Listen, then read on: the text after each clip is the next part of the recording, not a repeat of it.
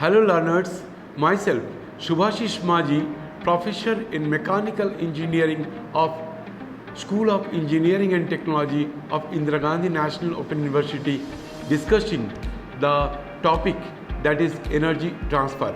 This is the second unit of Module 1. In the first unit of Module 1, we have discussed about fundamental concepts and definitions. There we have introduced the course that is thermodynamics. We have discussed what is thermodynamics and the definitions of certain very important terms like control system and control mass and control volume, and some important properties like pressure, volume and so on. And we have also introduced the types of the properties like intensive and extensive properties.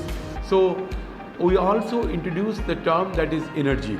So now in this model we will confine ourselves with energy transfer. So thermodynamics we have already discussed, that is thermodynamics is the science of the relationship between heat, work and the properties of substance. Heat and work are intimately connected through energy, and hence thermodynamics is defined as the study of energy. Energy is essential and vital component of our life, hence knowledge of thermodynamics is essential for all of us. As you all know that thermodynamics deals with stored energy like chemical, potential, nuclear, etc. Energy exchanges like heat and work and the associated changes in properties. Now when you talk about the stored energy, you think of chemical energy like petroleum we use in our car, and when the fuel burns, then the car moves. That means we are converting, this is the conversions of chemical energy to the kinetic energy. And potential energy also we can say it's the stored energy. Say for example that when water is there at a high altitude or on the top of the hill, so we can use the water turbine, that is hydroelectric plant. That stored energy, since it is at a height, so when it falls from a height h, so we can get this potential energy mgh, and that will convert to kinetic energy, and that kinetic energy we can use for rotating the blades of the turbine, and we can convert that kinetic energy due to rotation to electrical energy, and that we can use in that hydroelectric plant. And that solar and wind and hydro, these are the examples for energy fluxes and energy exchanges like heat and work and the associated changes in properties. Now these are the examples, the different forms of energy. Say for example, when that different forms of energy, you see that when we supply heat and the ice cream melts, so it is the conversion from heat energy to other form of energy. And you see that forms of energy, that nuclear energy, if you think of nuclear energy, that is that fission and fusion, and for the fission nuclear reaction is known as fusion, and for solar energy that is the fission energy. Now these are the different forms of energy. Internal energy, that is internal energy U, is intimately related to the internal structure of the substance in terms of the internal microscopic energy mode.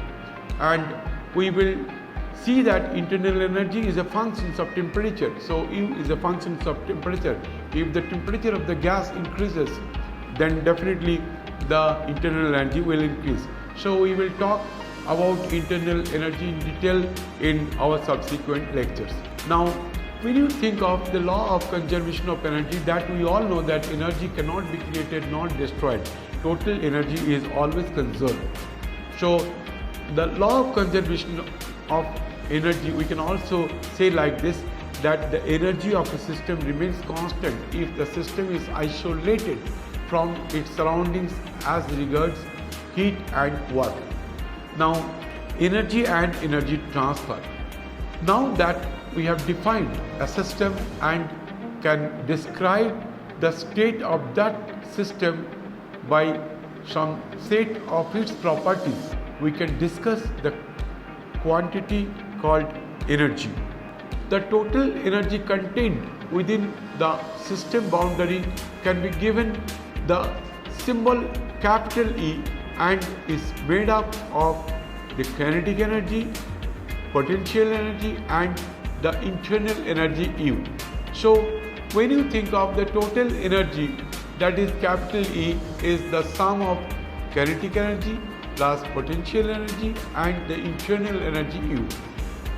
You all know that kinetic energy is expressed as half mv square, where m is the mass of the object and v is the velocity, and potential energy is expressed as mgz, where m is the mass, g is the acceleration due to gravity and z is the datum height and u is the internal energy. Now this is the total energy in terms of kinetic energy because of the motion and potential energy because of the elevations and U is the internal energy.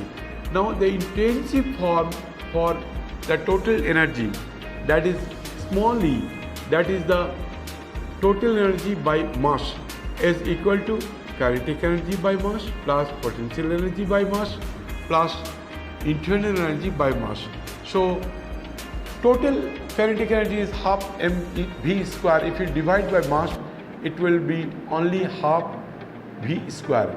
Then total potential energy is mgz. If you divide by mass, we get gz, and when you divide capital U by mass, we shall put it at small u. So small u is the intensive property and capital U is the extensive properties. So here you see we can calculate the total energy, that is kinetic energy plus potential energy plus internal energy. We can once you get the total energy, so we can calculate small e, that is energy per unit mass. So we can calculate the total energy as well as we can also calculate the small e, that is the intensive form for the total energy. Now here it's a very nice example for the conversion of kinetic energy into potential energy. Say there is a small hilltop where a boy is cycling. So here you see that with a tremendous speed it is coming, and after that he is with that energy, he is just reaching on the top of the hill. Here you see that initially he was having kinetic energy, but when he is just reaching at the top of the hill, its velocity is 0. But that means the kinetic energy becomes 0. But where is this energy goes? And here there is a conversion from kinetic energy into potential energy. And again, when it is going down, that velocity is gaining, and when it is just going down, its velocity increases. That means the potential energy is converting into the kinetic energy. So this is a good example how we are converting the transform from kinetic energy to potential energy, and again from potential energy into kinetic energy. Now energy transfer. To change the value of the system energy E, we must examine a system that is not isolated from its surroundings. How can energy be changed for the system? Note that energy crossing the system boundary could be categorized in many ways and allow the engineer or scientist to easily tie the results of calculation to the performance of equipment such as turbines, compressors and heat engines. Now we will introduce the term work. for thermodynamic work we can express W is integral of P dV, and this expression is coming from the fact that we know that work is equal to force into distance. So if you divide force by area and multiply again that distance into area, obviously force per area comes out to be pressure, and area into distance comes out to be volume. So when you think of a piston cylinder case or arrangement, then the thermodynamic work done can be expressed as W is equal to integral of P dV, where P is the pressure and dV is the small change in volume. Now there is a sign convention. Sign convention says that the work done by the system is positive and work done onto the system is negative. So we will use this sign convention system, that is work done by the system is positive and work done onto the system is negative.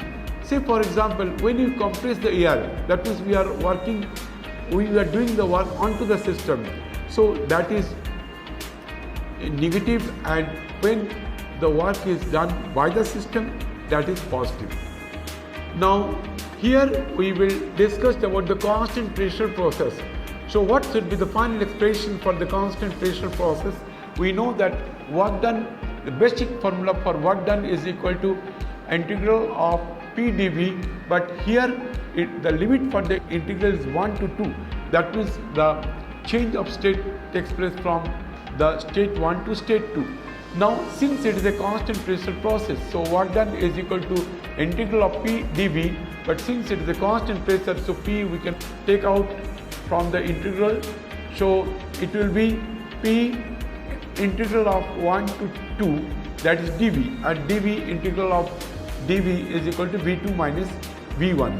So finally we are getting P1 into V, capital V2 minus V1, and if M is the mass, then we can write in terms of the specific volume, that is V2 is the specific volume and V1 is the specific volume of the substance at state 1. So final expressions will be P1 into M within bracket V2 minus V1. So this is the expressions for the constant pressure process. Now you see physically how you understand the constant pressure process, because here you see that water is there, is placed in a piston cylinder arrangement, and if you supply heat, the piston will move up because pressure is increasing. So here this is the constant pressure process, and initially the piston was at an equilibrium position.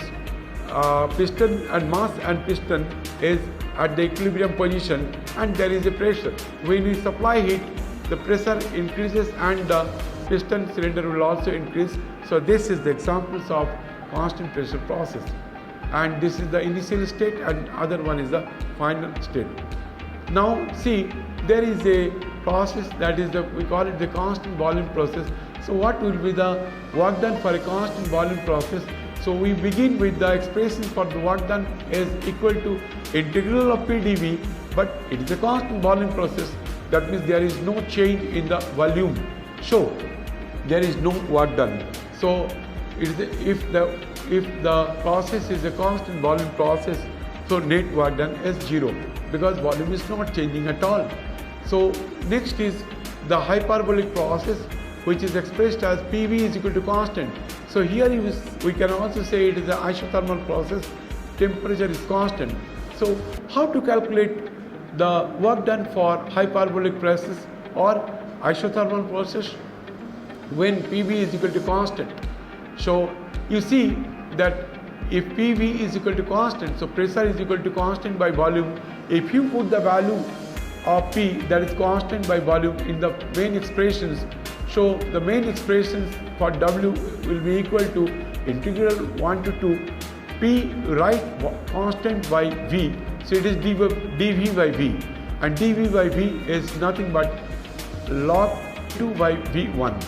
So final expressions we will get P1 V1 ln, that is log V2 by V1, where V2 is the final volume, V1 is the initial volume. So this is the expression for the work done for hyperbolic process where temperature remains constant.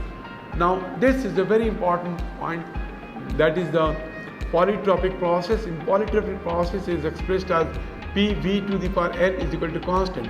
So again we can do it with little bit algebra. So if PV to the power n is constant, so P is equal to constant divided by V to the power n. So put the value of P, that is constant, divided by V to the power n in the expression for the work done, and after little bit algebra we can calculate the final expressions for W is equal to P1 V1 minus P2 V2 whole divided by n minus 1, where n is the index. And if you write down these expressions in terms of specific volume, that is M within bracket P1 small v1 minus P2 small v2 whole divided by n minus 1. Now there is a very important process, we call it adiabatic process. In adiabatic process there is no heat transfer from system to surroundings. In that case the gas is confined within the piston cylinder, and the piston as well as the cylinder is thermally insulated. So there is no possibility for heat transfer from system to the surroundings. And at state A1 there is P1 pressure, V1 volume, and T1 is the temperature, and the final state at state 2 the pressure is P2, volume is V2, and temperature is T2. So we in adiabatic process we write down PV to the power gamma is equal to C. We will use the same formula for which we have already discussed for the polytropic process. So in n only thing n we will take as gamma. Now we talk about the heat. Heat is the interaction between systems which occurs by virtue of their temperature differences when they communicate. So for heat transfer there has to be temperature difference and communication, and sign for heat transfer, that if there is a heat loss from the system we call it negative, and if there is heat gain we call it positive. Three modes of heat transfer, we already know that these three modes of heat transfers are conduction, convection and radiation, and whenever there is any heat transfer they will be either through the conductions or convections or radiations. But there may be some cases where all types of heat transfer takes place. So this is a case that a saucepan having some water we are heating in the furnace. So here you see that when you hold the handle of the saucepan, if it is a metallic, then there will be heat transfer through conduction, and here you see that convection process is also takes place in this process, and since we are heating, so because of heat there is a radiation. So this example gives us the three modes of heat transfer simultaneously occurring for a simple case. But in general, when the heat transfer takes place in solid, that is due to the conduction, and when the heat transfer takes place in liquid or gas, that is the convection, and the heat we get from the sun, that is due to the heat transfer due to the radiation. Now energy, that the increase of energy of a system during a process is equal to the net heat minus the net work during the process. So if Q is the heat transfer and W is the work transfer, so change in energy of the system can be defined as Q minus W. Now let us discuss some numericals, and if we can solve this numerical, then whatever we have discussed till now, it will be a crystal clear for you. Now we have already discussed the work done for constant pressure process. We have discussed about the work done for the isothermal process. We have also discussed about the work done for the polytropic process. Now whenever you solve any problem, first of all you have to know what process is going on. So this is a very interesting process. You see that find the work done in kilojoule by an ideal gas in going from state A to state C. Here you see that the state A is the initial state, and here temperature is constant, that is PV is equal to constant. So this is an isothermal process where temperature remains constant. So A to B is the isothermal process, and B to C, you see the pressure is constant, that is a constant pressure process. So the part of the work for this process is due to the isothermal process where temperature remains constant, and the remaining part of the work done is the constant pressure process. So here we will see how to calculate the net work done. So net work done, when you calculate, you see that from A to B, it is a temperature, this process temperature remains constant, that is, it is an isothermal process, and B to C, it is a constant pressure process. But for isothermal process, we know the expression for the work done, that is PV VV ln VV by VA, plus for a constant process the expression for work done is PV within bracket VC minus VV. But what is PV? That is the pressure at the point B. What is VV? That is the pressure at the point B. The pressure at the point B, that is given as 100 kilopascal, and the volume at point B is given 2 meter cube. So these values are known. And ln VV, that is the volume at point B, that is 2 meter cube, and VA is the initial volume, that is given as 3. So all these data are given, so we can very well use this expression for calculating the work done for the isothermal process. But when the process occurs from B to C, it is a constant pressure process. So we know pressure, we know volume at point C and volume at point B. So we can calculate, and final result will be equal to minus 181.10 kilojoule. But one very interesting thing is this, that in these expressions you are getting the final work done as minus, negative. The reason behind this, that this is the work done onto the system. That means it is the compression process. The volume is initial volume was 3 meter cube and final volume of the gas is 1 meter cube. So it is a compression process. So for compression process we have to do work done onto the system, and that is by convention, that is we are doing work onto the system, that is negative. That's why the final result is coming as negative. So net work done is minus 181.10 kilojoule. Let us discuss this problem, that is example 2. On the surface of the moon, where the local gravity of G is 1.67 meter per second square, 2 kg of a gas occupy a volume of 1 meter cube. Determine the specific volume of the gas in meter cube per kg and density in gram per centimeter cube. The specific volume is volume per unit mass. So volume is given as 1 and mass is given as 2. So the final result will be 0.5 meter cube per kg. That is the specific volume. Density is equal to mass per volume, that is mass is given as 2 and volume is given as 1. So density comes out to be 2 kg per meter cube. But we have to convert this density in the unit of gram per centimeter cube. So if you convert kg to gram, we have to multiply by 1000, and meter cube we have to for 1 meter is equal to 100 centimeter. So meter cube means 100 into 100 into 100 centimeter cube, and that finally it will comes out to be 2 into 10 to the power minus 3 gram per centimeter cube.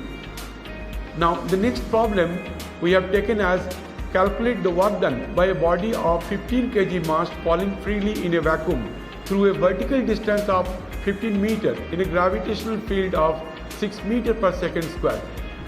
It is a very interesting case that the body is falling freely. So when a body is falling freely, it does no work. So as the body falls freely in a vacuum, there is no interaction across the system boundary, and hence the work done by the body is zero. Of course, there is an exchange of energy between the potential and the kinetic energy mode. So this is another example, that is example 4.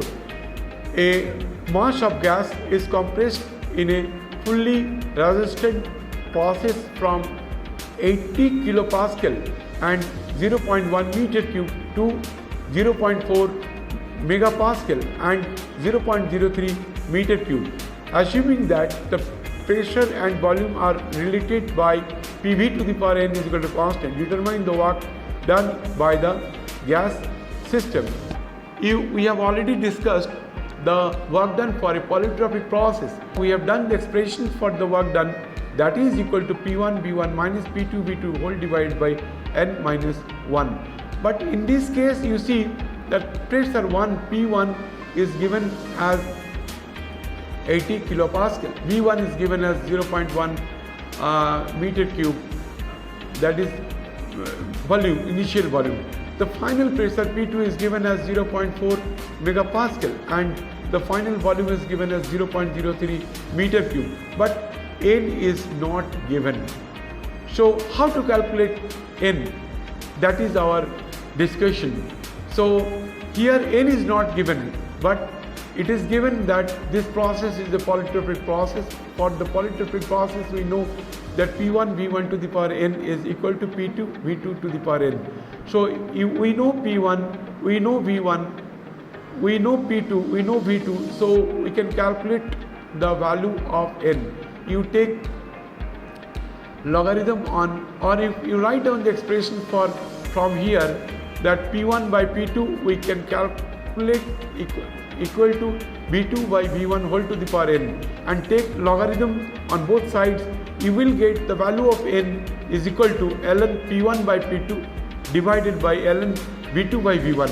Now we know P1, that is, we know V1 at the initial volume, we know P2, that's the initial pressure, the final pressure P2, we know the final volume V2. We just substitute all these values in this expression, we can calculate the value of n. That comes out to be 1.34, and if you put the value of n in these final expressions, then we can calculate the work done, that is equal to minus 11.76 kilojoule. Again we are getting the value minus because the work is done onto the system, that's why we are getting the final value. Now there are other modes of energy, that is chemical energy, strain energy, electrical energy and magnetic energy. And here you see a very interesting diagram where there is a battery. Through the battery, chemical energy is converted to electrical energy, and that electrical energy is also converting magnetic energy because the current is flowing through a coil. One nail is there inside the coil, and if there is a magnetic flux induced because of the current flowing through the coil, the nail will also be magnetized, and if there is a clip, paper clip, and that clip will be attracted by the magnet. So again it is the case of kinetic energy. So you see that from this diagram there is a chemical energy, conversion of chemical energy to electrical energy, and conversions of electrical energy to magnetic energy, and finally the conversions of magnetic energy to the kinetic energy. So all these things is happening from this diagram. So battery, when it is on, there will be current flowing through the circuit, and current will flow through the coil, and there will be magnetic flux induced, and in turn the nail will be magnetized, and the paper clip will be attracted by the magnet. Now this is a very simple objective type questions. Let us see how we can solve this problem. In which of the following process will the internal energy of a system remains constant? But we all know that for isothermal process, when temperature remains constant, there is no change in internal energy. So the first option is correct. Second one is that 500 gram of ice at 0 degree centigrade is mixed with 540 gram of ice at 0 degree centigrade is mixed with 540 gram of water at 80 degree centigrade. What will be the final temperature? Here you see that when ice melts, it needs heat. So how much heat is required? So for 540 gram of ice, if it melts, then the latent heat of ice is 80 calorie.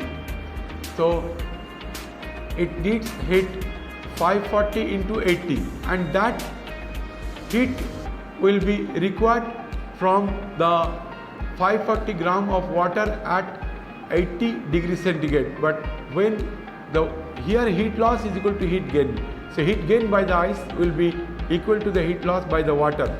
And when the water will be converting from 80 degrees centigrade to 0 degrees centigrade, so the loss of heat by the water will be 540 into 80. So the final temperature will be only 0 degrees centigrade. Only thing, in this process, ice will be completely melt into water.